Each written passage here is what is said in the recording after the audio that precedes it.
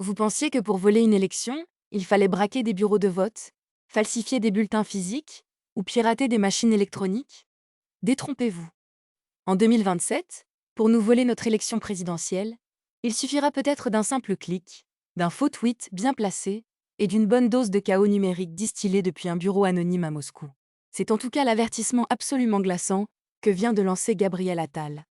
Alors, simple paranoïa politique ou menace existentielle bien réelle pour notre démocratie? L'ambiance est posée. Nous sommes à seulement 8 mois du premier tour de l'élection présidentielle de 2027, et la tension est déjà à son comble.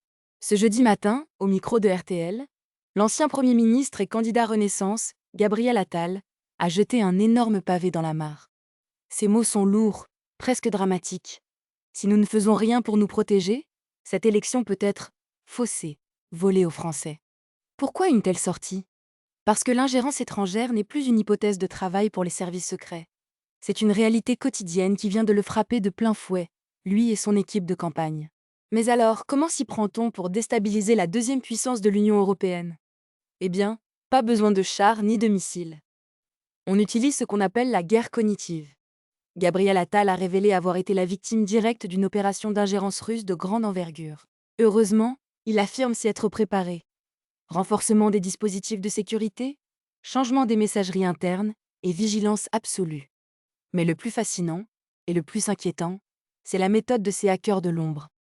Le secrétariat général à la défense et à la sécurité nationale a alerté l'entourage d'Attal sur des manœuvres provenant directement de Moscou et d'organes liés au pouvoir central russe.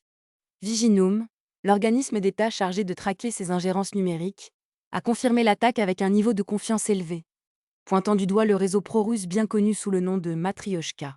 Et Attal n'est pas le seul dans le collimateur. Édouard Philippe et Raphaël Glucksmann ont également été ciblés. Leur arme de prédilection? De faux contenus massifs sur le réseau social X, usurpant l'identité visuelle de grands médias français extrêmement respectés comme France 24, BFM TV ou encore Ouest France. Imaginez la scène.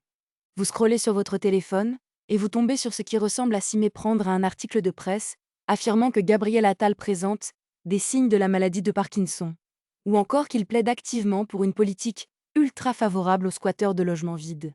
C'est diaboliquement malin. Pourquoi les squatteurs? Parce que c'est le sujet parfait pour susciter une colère immédiate, un débat stérile et diviser les familles autour de la table du dimanche. Et ce n'est pas tout. Gabriel Attal va encore plus loin et ose poser une question qui fâche. Il affirme qu'à côté des ingérences visant à détruire certains candidats, il y a aussi des ingérences actives pour d'autres candidats. Et il cite nommément Marine Le Pen. Selon lui, la candidate du Rassemblement national a toujours défendu les intérêts du Kremlin et de la Russie. L'ancien Premier ministre jure l'avoir constaté de ses propres yeux lorsqu'il était à Matignon pendant la campagne des élections européennes de 2024. Il y aurait eu, selon ses dires, une ingérence claire du Kremlin en faveur du Rassemblement national. Une accusation d'une gravité sans précédent qui promet de faire exploser le débat politique dans les jours à venir. Mais prenons un instant pour décoder ce qui se joue réellement ici. Le véritable danger de ces opérations de désinformation, ce n'est pas tant que vous ou moi croyons bêtement que Gabriel Attal souffre de Parkinson. Non, le piège est beaucoup plus subtil. Le but de ces réseaux comme Matryoshka, c'est de saturer notre espace public de doute. C'est de faire en sorte que plus personne ne croit plus rien, ni personne. Si tout peut être faux, alors plus rien n'est vrai.